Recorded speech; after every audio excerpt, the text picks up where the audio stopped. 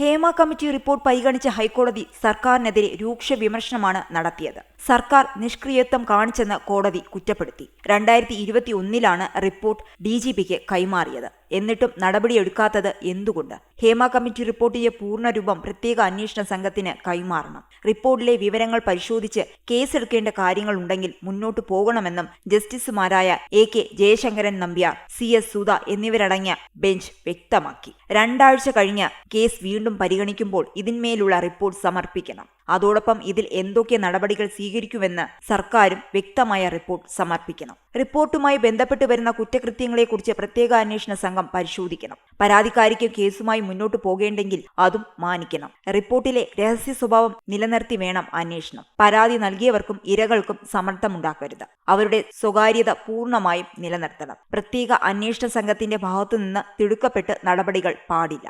മൊഴികൾ നൽകിയവർ ഉൾപ്പെടെ തങ്ങളുടെ അന്വേഷണ സംബന്ധമായ കാര്യങ്ങളെക്കുറിച്ചുള്ള വിവരങ്ങൾ പുറത്തു പോകരുതെന്നും പ്രത്യേക അന്വേഷണ സംഘത്തോട് കോടതിയുടെ നിർദ്ദേശമുണ്ട്. കേരള സമൂഹത്തിന് പലവിധ പ്രത്യേകതകളുണ്ട്. സമൂഹത്തിൽ പുരുഷന്മാരെക്കാൾ കൂടുതൽ സ്ത്രീകളാണ്. ഭൂരിപക്ഷമായ സ്ത്രീകൾ പ്രശ്നങ്ങൾ നേരിട്ടിട്ടും അത് പരിഹരിക്കാൻ നടപടികൾ ഉണ്ടായില്ലെന്നത് ഖേദകരമാണ്. സിനിമയിലെ മാത്രമല്ല, കേരള സമൂഹത്തിലെ തന്നെ സ്ത്രീകൾ നേരിടുന്ന പ്രശ്നങ്ങൾ പരിഹരിക്കാൻ നടപടിയെടുക്കണം.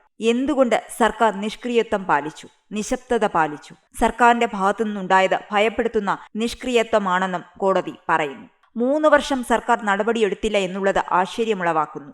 ഒരു കുറ്റകൃത്യം നടത്തുന്നുണ്ടെങ്കിൽ അത് പരിശോധിക്കേണ്ടത് സാമാന്യ കാര്യമാണ്. അതുണ്ടായില്ല.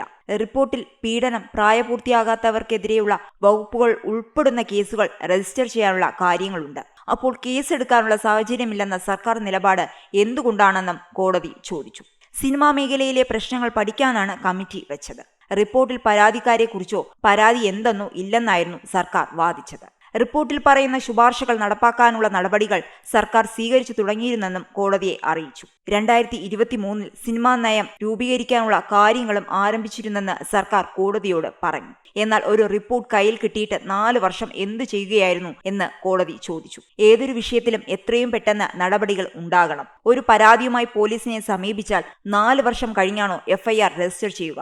അതുപോലെയാണ് ഇക്കാര്യത്തിൽ സർക്കാർ പെരുമാറിയതെന്നും കോടതി ആരോപിച്ചു. റിപ്പോർട്ടിൽ പരാമർശിച്ചിരിക്കുന്ന പീഡനങ്ങൾ നടത്തിയവർക്കെതിരെ ക്രിമിനൽ നടപടി ആരംഭിക്കാൻ സർക്കാരിന് നിർദ്ദേശം നൽകണമെന്ന് ആവശ്യപ്പെട്ട് പായിച്ചറ നവാസ് നൽകിയ പൊതു താൽപര്യ ഹർജി, ഹേമ കമ്മിറ്റി റിപ്പോർട്ട് പുറത്തുവിടുന്നതിന് എതിരായി നിർമ്മാതാവ് സജിമോൻ പാറയിൽ നൽകിയ അപ്പീൽ, റിപ്പോർട്ടിലെ കുറ്റകൃത്യങ്ങൾക്കെതിരെ CBI അന്വേഷണം ആവശ്യപ്പെട്ട് വനിതാ അഭിഭാഷകരായ A ജന്നത്ത്, അമൃത പ്രേംജിത്ത് എന്നിവർ നൽകിയ പൊതു താൽപര്യ ഹർജി, DP നന്ദകുമാർ, മുൻ MLA ജോസഫ് M പുതുശ്ശേരി എന്നിവർ നൽകിയ ഹർജികളും ഈ പ്രത്യേക ബെഞ്ചാണ് പരിഗണിക്കുന്നത്.